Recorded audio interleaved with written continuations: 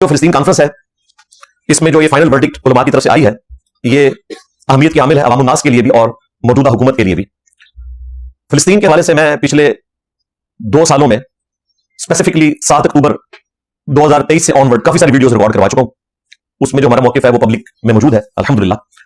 लेकिन इस फतवे के बाद जाहिर है कि अवाम उन्नास ये चाहती है कि इस फतवे के हवाले से भी डिस्कशन की जाए और लोगों को सही बात बताई जाए। लिहाजा मैंने 10 इल्मी पॉइंट्स की शक्ल में इस फतवे के हवाले से और फिलिस्तीन की काज के हवाले से गुफ्तगू को प्लान किया है, बड़ी मेहनत के साथ और एक इंटेलेक्चुअल तरतीब के साथ, ताकि आपको ये मामला समझ आ जाए। यहां पर तो 300 इल्मी पॉइंट्स का आगाज करते हैं। इल्मी पॉइंट नंबर 1, ये जो फिलिस्तीन कॉन्फ्रेंस थी, ये मजलिस इत्तेहाद उम्मत पाकिस्तान उस फोरम ने मुनाकिद की थी और उसमें फाइनली जो है एक एलामिया पढ़ के सुनाया गया और वो मुफ्ती मुजीबुर रहमान साहब ने सुनाया। जाहिर है कि वो बरेलवी मकतब के मुफ्ती आजम है और बरेलवी सबसे ज्यादा है पाकिस्तान के अंदर, प्लस वो ऑलमोस्ट 20 साल तक रुयत हिलाल कमेटी के चेयरमैन भी रहे, उसकी वजह से उनकी एक वर्थ है। और वो इलामिया उन्होंने हरफ बहरफ देख कर पढ़ा और कमाल का इलामिया था, परफेक्ट था, कोई उसमें कमजोरी नहीं थी। और मैं समझता हूं कि उलमा को इस हवाले से दाद देनी चाहिए कि उन्होंने हर चीज को उसमें कवर किया हुआ था। हर वो पॉइंट जो बाद में डिस्कस किया जा सकता था, सवाए इक्का दुक्का चीजों के इस्लामिक कंट्रीज, उनको मुखातिब किया, जिसमें ऑलमोस्ट 57 के करीब इस्लामिक कंट्रीज मौजूद हैं। और उनके बड़ों को कि ये आपके करने का काम है, उलमा का काम तो फतवा देना है, इसके ऊपर डिसीजन आप लोगों ने लेना है। हम तो आपको एक्सपर्ट ओपिनियन देंगे। फतवे का मतलब होता है एक्सपर्ट ओपिनियन, कुरान और सुन्नत की रोशनी में जो उलमा समझते हैं। और ज़ाहिर उलमा ने इस मामले में पॉलिटिकल लीडर्स को गाइड करना होता है, तो ओआईसी को उन्होंने मुखातिब किया। ये बड़ी खुशी की बात है कि बजाय इसके कि उन्होंने कोई अपनी फौज अनाउंस करते वो और भर्तियां शुरू कर देते, तो ऐसा काम उन्होंने नहीं किया। फिर उस इलामिया में उन्होंने यूएनओ के हवाले से भी डिस्कशन की और जो इंटरनेशनल कोर्ट ऑफ जस्टिस है, जो आलमी अदालत इंसाफ है, उसके फैसले का भी उन्होंने हवाला दिया और यूएनओ का इजलास बुलाने का मशवरा भी दिया। बहुत अच्छी बात है। उसके बाद उन्होंने अमेरिका को, ग्रेट ब्रिटेन जो आजकल यूके है और बाकी यूरोपियन जो ममालिक हैं जो इसराइल की पुष्पनाई कर रहे हैं, फाइनेंस कर रहे हैं, उनका नाम लेकर उन्हें कंडेम किया और उनकी मजम्मत की। बहुत खुशाइन बात है। उसके बाद उन्होंने इस चीज की भी मजम्मत की कि इस जिहादी फतवे की आड़ में कोई भी जत्थे अपने मुल्कों में जो हुकूमतें हैं उनके खिलाफ महाज खड़ा न करें, ना हुकूमत को उलटने की कोशिश करें, सिर्फ पॉलिटिकल स्ट्रगल करें। हुकूमतों का काम है कि उन्होंने जिहाद के हवाले से डिसीजन लेना है, आपने कानून को हाथ में नहीं लेना। और उसमें उन्होंने इशारतन ऐसे प्रोटेस्ट की भी मजम्मत की कि जिसमें लोगों की इमलाक को नुकसान पहुंचाया जाता है। बहुत अच्छी बात है। उसके बाद उन्होंने ये बात भी अच्छी की कि मसनूआत का जो बाइकआउट है, ये एक ऑर्गेनाइज तरीके से होना चाहिए हुकूमती लेवल के ऊपर या ओआईसी के फोरम के ऊपर, ताकि इस जरिए से भी इसराइल को और यूरोपियन कंट्रीज को और उनका जो बड़ा सरदार है अमेरिका, उनको पैगाम अच्छे तरीके से पहुंचाया जा सके। ये बड़ी अच्छी बात है। और फिर उन्होंने उसमें ये भी कहा कि एक मुश्तरका फंड टाइम करना चाहिए ओआईसी को, जिसमें पूरी दुनिया के जो मुसलमान है वो फंड जमा करवाएं और उन फंड्स की बुनियाद के ऊपर फिलिस्तीनी मुसलमानों की मदद की जाए। वहां हॉस्पिटल्स की जरूरत है, वहां पर रिहाइश के प्रॉब्लम्स है, आपको पता है ऑलमोस्ट 70% के करीब तो बिल्डिंग्स खत्म हो चुकी हैं और उस मलबे को समेटने के लिए 15 से 20 साल चाहिए।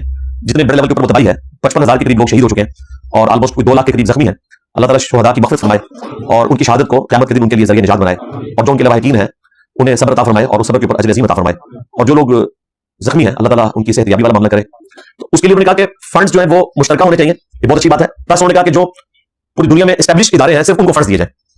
ये बहुत अच्छी बात है, क्योंकि अब काफी सारे लोग चंदा बुक लेकर निकल पड़ेंगे और काफी अरसे से जो उनकी कमाई का सिलसिला रुका हुआ था वो दोबारा से शुरू हो जाएगा। चंदा तो वो इकट्ठा करेंगे, 1 करोड़ का 50 लाख अपने ऊपर लगाएंगे और बाकी के जो 50 लाख है उसमें से भी कुछ तनख्वाहें बांटेंगे और एंड पे शायद 5 लाख रुपए फिलिस्तीनियों तक पहुंचे, वो भी अगर कोई पहुंचने में कामयाब हुआ। तो ये चंदे इकट्ठे करने का मौसम आ गया, लिहाजा इसमें मुतात है, किसी को चंदा देने की जरूरत नहीं है। और ये मैं नहीं कह रहा, ये मुफ्ती मुजीबुर रहमान साहब ने कहा है कि ओआईसी के लेवल के ऊपर इस तरह की फंड रेजिंग की जाए, इंडिविजुअल लोगों को फंड इकट्ठे करने की जरूरत नहीं है।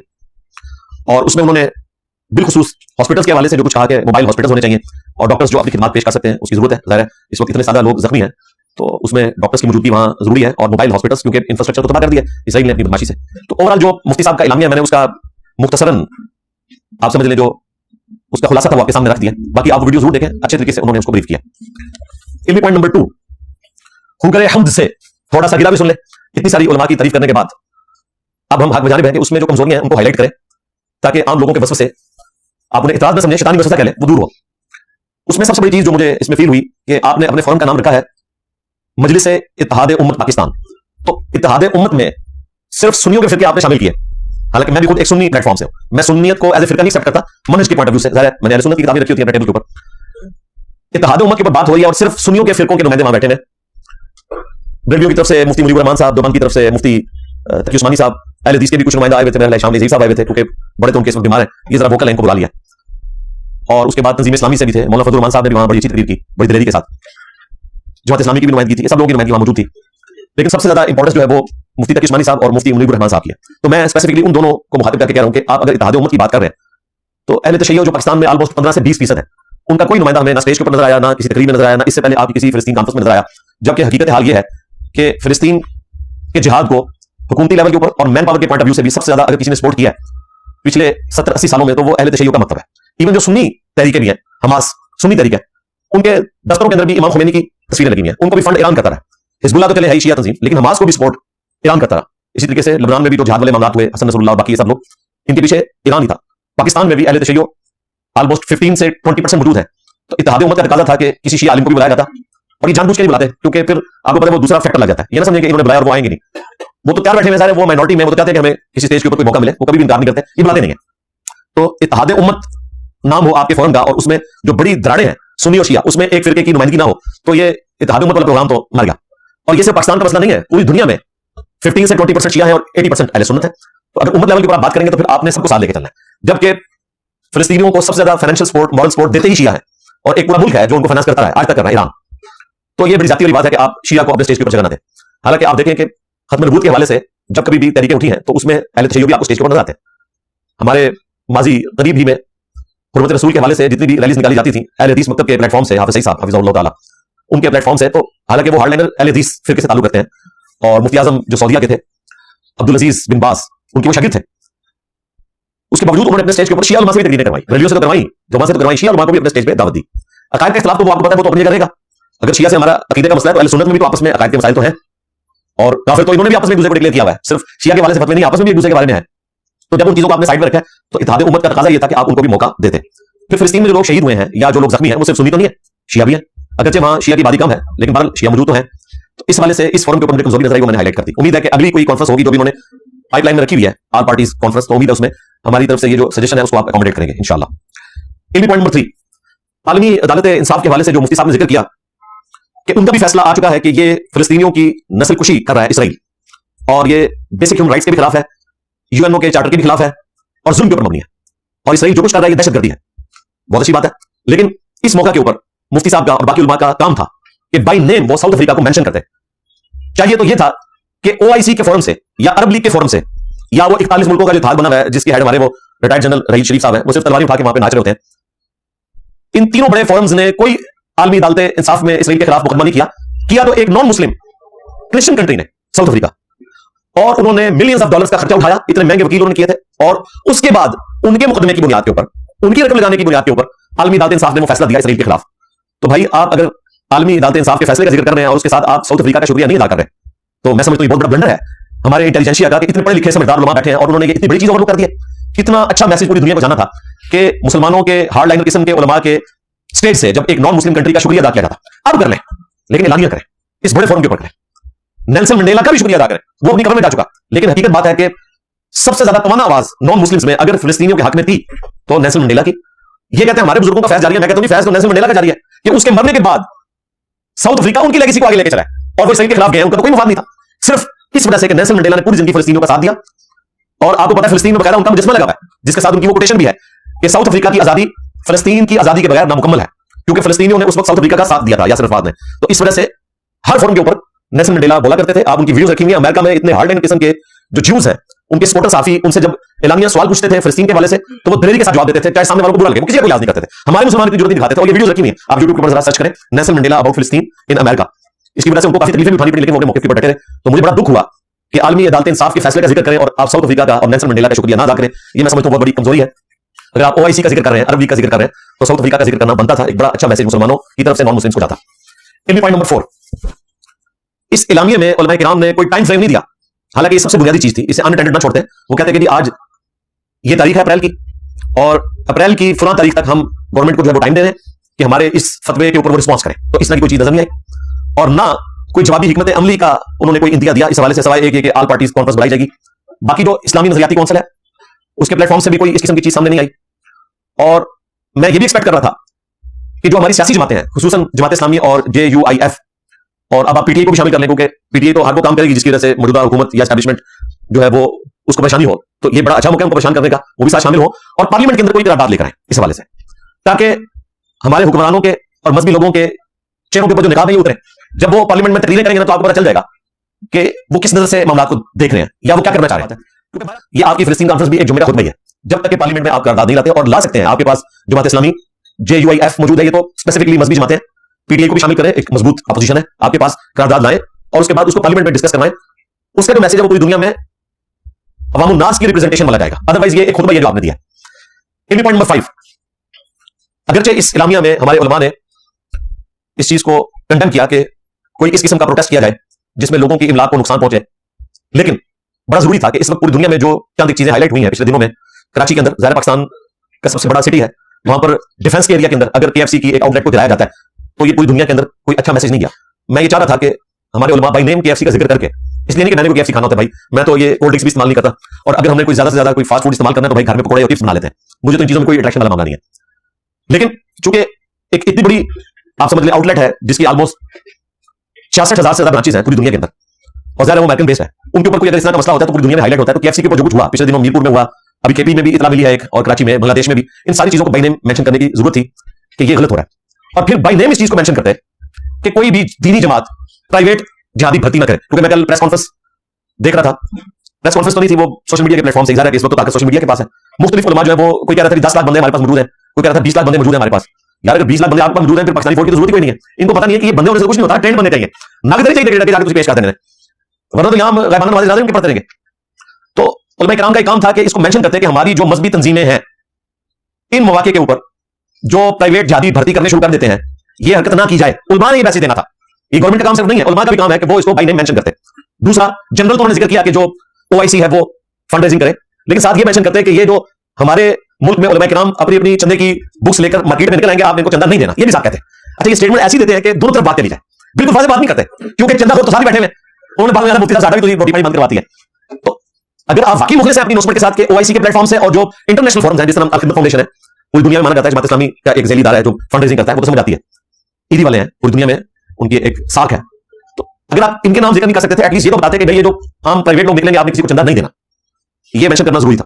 प्लस साथ ये भी बताते, अगर उन्होंने कहा कि सोशल मीडिया के ऊपर आप फिलिस्तीन काज के ऊपर आवाज बुलंद करें, लेकिन उसके साथ मेंशन करना जरूरी था कि आवाज बुलंद करें बगैर गालियों के, क्योंकि यहां पर लोग ऐसी ऐसी नंगी गालियां निकालते हैं दीन के नाम के ऊपर। माजी करीब में हमने कितनी गालियां भुगती हैं खादिम रिजवी साहब की, खत्म नबूवत के नाम के ऊपर नंगी गालियां। तो मुझे पता है खत्म नबूवत की काज को इससे फायदा होगा या नुकसान होगा? नुकसान ही होगा। तो सोशल मीडिया के ऊपर भी मैं देखता हूं मुसलमान जब गुस्सा निकालते हैं तो वो गाली गलौज के ऊपर उतराते हैं, गाली गलौज से कोई फायदा नहीं होगा, इसका उल्टा नुकसान होगा। इसके अलावा एक और चीज जो मैं यहां पर भी जरा इशारतन उसे डिस्कस करूंगा, खुसूसन जो सोशल मीडिया प्लेटफॉर्म्स हैं उनके हवाले से, और ये मैं कोई इसलिए नहीं कर रहा कि मैं उनके यूट्यूब चैनल्स की कमाई के हवाले से कोई ऐसा उनको मशवरा दे रहा हूं। मैं जनरली समझता हूं कि लोग इखलास के साथ, अगरचे मोनेटाइजेशन भी उन्होंने की हुई है, फिर भी फिलिस्तीन काज के लिए आवाज बुलंद करते हैं, लेकिन उनसे बेवकूफी होती है, और वो बेवकूफी आपने नहीं करनी।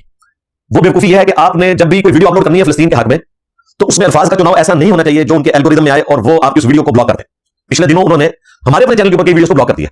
मतलब हमास का अगर नाम आप लिखेंगे ना, तो हमास को तो उन्होंने दहशतगर्द तंजीम डिक्लेयर किया हुआ है, तो इस नाम के ऊपर भी वो उस वीडियो को यूट्यूब से गायब कर देंगे, और अगर 3-4 वीडियोस इस किस्म की निकलेंगी तो मोनेटाइजेशन भी बंद कर देंगे, यूट्यूब चैनल ही डिलीट करेंगे, लेकिन वो वीडियो छोड़ देंगे।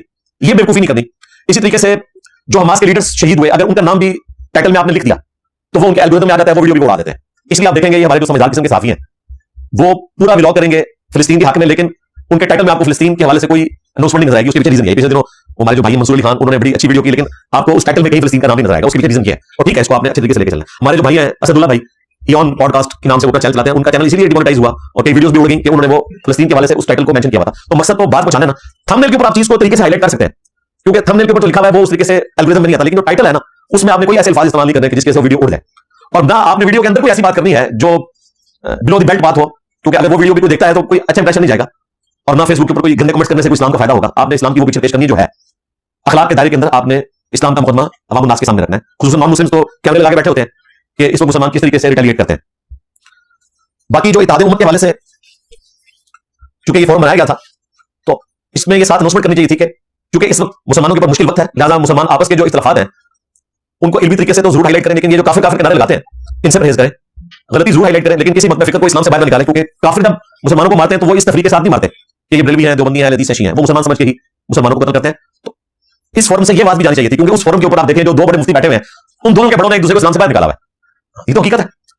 अब कोई मेरी इस बात को इस हवाले से ना लेके मैंने इस मौके पे कोई चुटकी काट ली है इनको, ये अच्छा मौका इनको समझाने का कि मुफ्ती मुनीब साहब का ये काम था कि वो इलामिया में ये कहते कि अगरचे हमारे बड़ों ने अपने वक्त में फतवे देकर जो बंद और हदीस को इस्लाम से निकाला हुआ है, चले अगर वो इतना ओपनली नहीं बोल सकते, कोर्ट में भी बात कर लेते हैं, जरा आला हज़रत अहकाम शरीयत में लिखा हुआ है कि चाहे देवबंदी हो, अहले हदीस हो, वहाबी, इन दोनों को मिला के वो कहते हैं नेचरी, यानी कि नेचर में बिलीव करने वाले सर सैयद अहमद खान के मानने वाले, राफजी यानी कि शिया, और कादियानी काफिरों को इनके साथ जिक्र किया कि ये 1 लाख दफा भी अल्लाह का नाम लेकर किसी जानवर को ज़बह करेंगे तो ज़बिया मुर्दार ही रहेगा। अलबत्ता यहूद और नसारा का ज़बिया हलाल है। यानी आला हज़रत जो है वो इसराइल को, अमेरिका को, नेटो को बेहतर समझते हैं डोमिनियो से, अहले हदीस से और शिया से, लोसामो।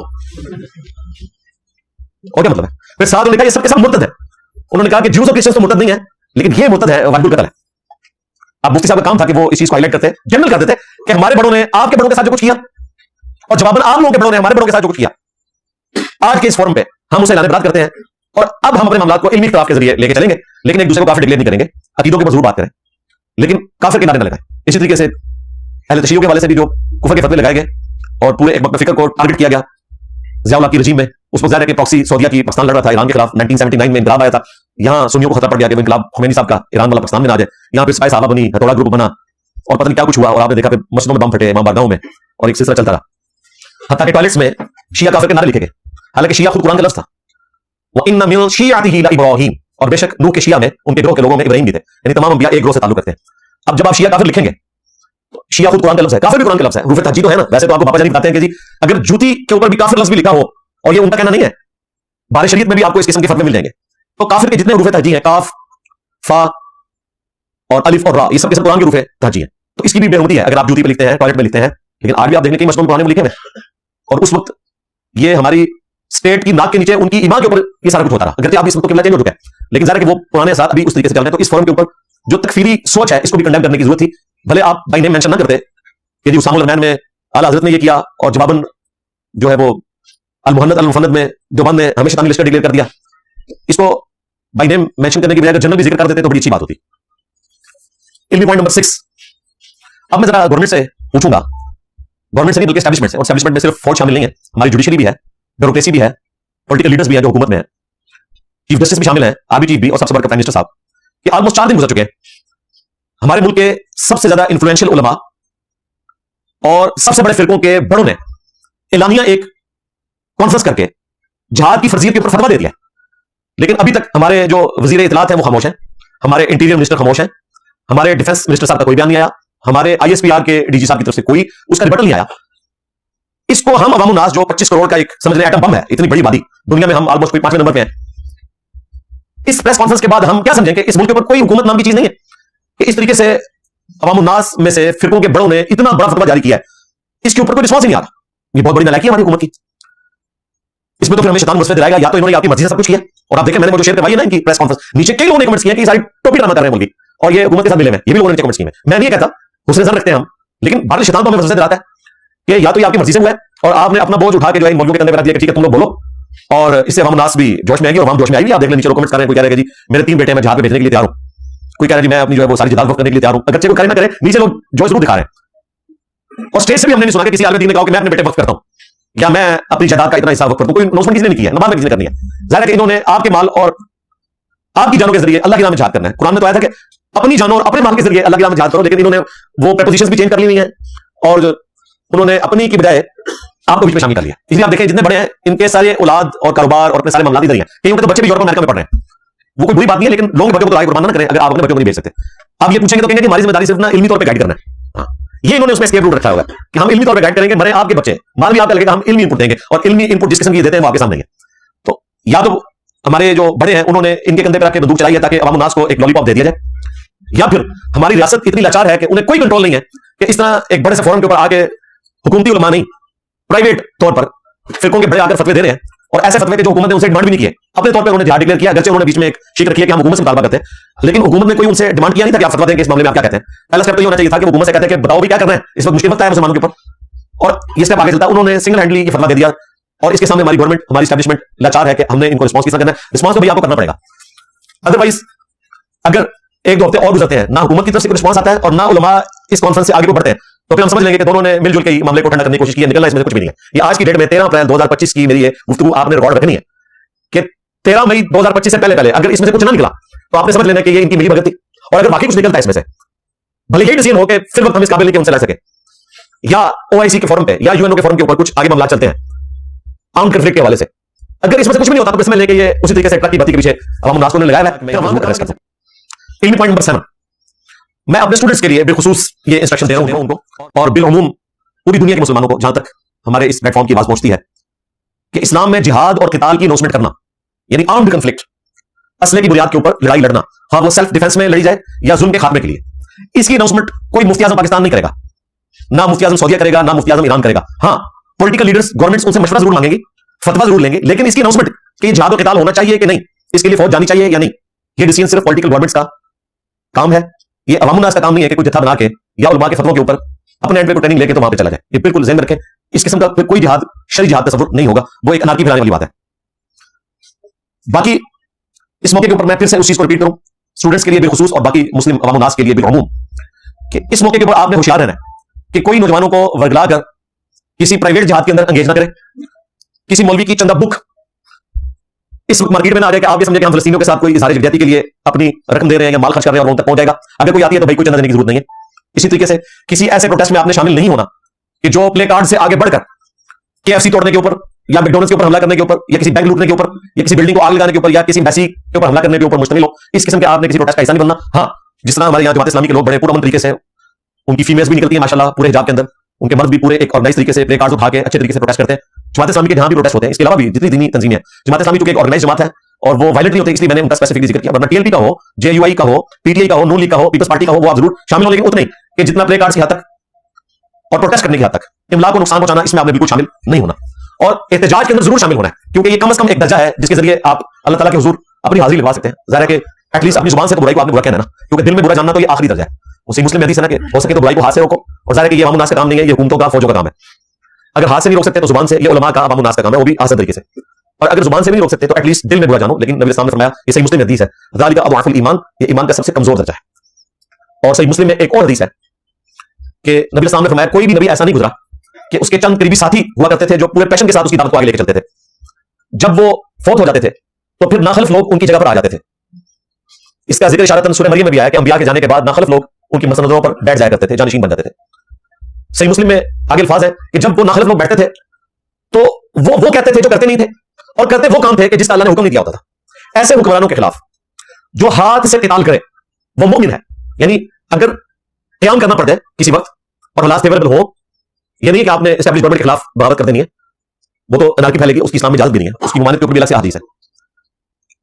जो हाथ से जिहाद करे वो भी मोमिन है, जो जुबान से जिहाद करे वो भी मोमिन है, और जो दिल से जिहाद करे वो भी मोमिन। अब दिल में जिहाद क्या है? दिल में बुराई को बुराई समझ। और फरमाया इसके बाद तो राई के दाने के बराबर भी ईमान नहीं है। अब दिल वाला मामला तो ज़ाहिर किसी को थर्मामीटर लगा के आप चेक नहीं कर सकते, और वैसे भी ये बिल्कुल एज के ऊपर है। तो मैं समझता हूं कि कम से कम जुबान से हमें बुराई को बुरा कहना चाहिए। वो जुबान आपकी लिखी हुई शक्ल में, पोस्ट की शक्ल में भी हो सकती है, गाली गलौज की शक्ल में नहीं, इल्मी तरीके से, और अपनी जुबान से इजहार भी हो सकता है, और प्रैक्टिकली किसी प्रोटेस्ट में हिस्सा लेकर भी हो सकता है। इसका फायदा यह है कि एटलीस्ट आप वो कमजोर दर्जे से एक स्टेप ऊपर आ जाएंगे। बाकी आम कन्फ्लिक्ट ज़ाहिर है ये गवर्नमेंट के काम है, ये अवामुन्नास का काम नहीं है कि वो कानून को हाथ में ले, वरना अनारकी फैल जाएगी। इसका एंड रिजल्ट जो है वो सिर्फ तबाही और बर्बादी होगा, सीधी सी बात है। तो इसमें आप प्रोटेस्ट में जरूर शामिल हो, मैं इसको सपोर्ट करता हूं।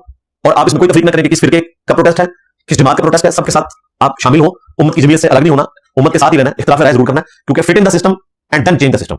अगर आप सिस्टम में नहीं रहेंगे तो फिर आप इस सिस्टम को बदल नहीं सकते। ये खवारिज का तरीका है कि वो मुसलमानों की जमीयत से अलग होकर कुफर के फतवे लगा के अपनी पगडंडी को मुसलमानों की मेन स्ट्रीम से अलग कर लेते हैं। इसलिए इस्लाम में जमात को पकड़ने का हुक्म, जो जमात से मुराद अपना फिरका लिया है वो इज्मा उम्मत है, उससे मुराद उस जमात से मुराद दावत इस्लामी, ये जमात इस्लामी या तंजीम इस्लामी, ये तबलीगी जमात नहीं है, वो उम्मत की मेन स्ट्रीम है, जिसके बारे में अल मुस्तदरिल हाकिम में हदीस मौजूद है, और अल मुजमुल कबीर तबरानी में भी सही सनद के साथ ये हदीस मौजूद है। इसको सपोर्टिंग सूरत निसा की आयत नंबर 115 है। अल्लाह ताला ने इसे सबीलुल मुमिनीन कहा है, और नबी इस्लाम ने फरमाया कि मेरी उम्मत में जो जमात है उसमें अल्लाह का हाथ है। यानी पूरी उम्मत जब किसी बात के ऊपर मुत्तफिक होगी तो वो गुमराही पर मबनी नहीं होगी। तो उम्मत की जो मेन स्ट्रीम है, इजमाए उम्मत, उसमें अल्लाह का हाथ है। यहाँ जमात पे अल्लाह के हाथ से मुराद ये नहीं है कि किसी खास पॉलिटिकल जमात या मजहबी जमात की बात हो रही है, इजमाए उम्मत की बात हो रही है, उस पर अल्लाह का हाथ रहेगा। यानी उम्मत एज ए होल कभी भी गुमराह नहीं होगी। तो इसलिए उम्मत की मेन स्ट्रीम से अलग नहीं होना। आप देखें सही बुखारी में सैयदना उस्मान को जब मासूर कर दिया बलवाइयों ने, तो उन्होंने आके पूछा कि हमारे इमाम तो आप हैं, खलीफा राशिद भी हैं, और मस्जिद पे फितने के इमाम का कब्जा है, वो नमाजें पढ़ा रहा है, हमें खतरा है कि हम कहीं गुनाह में मुब्तला ना उसके पीछे नमाज पढ़ के, तो आप हमें क्या हुक्म देते हैं? तो सैयदना उस्मान रज़ियल्लाहु तआला ने फरमाया कि नेकी के कामों में इनका साथ दो। मुसलमानों में नमाज ही तो एक इज्तिमाई ऐसा नेकी का काम है, इसमें इनका साथ दो, और बुराई में इनसे अलग रहो। इसमें इमाम बुखारी ने बाब बांधा है कि बिदअती और बागी के पीछे नमाज पढ़ना दुरुस्त है। तो सैयदना उस्मान अपने मुखालिफिन के बारे में कह रहे हैं कि नमाज आपने इनके पीछे पढ़नी है। अलबत्ता जो गलत काम है उनमें आप उनका साथ देना